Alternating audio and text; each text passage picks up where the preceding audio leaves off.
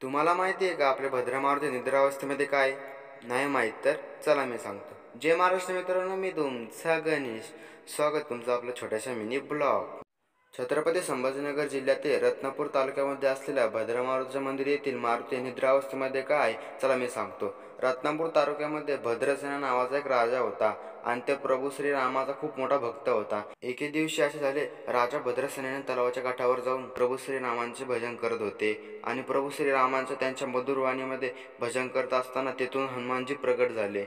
हनुमानजी त्यांचं भजन ऐकता ऐकता भाव समाधी योगमध्ये गेले, म्हणजेच निद्रा अवस्थेमध्ये गेले. आणि जेव्हा भजन संपले ना, तेव्हा राजा भद्रसेनेने हनुमानजीला बघितले.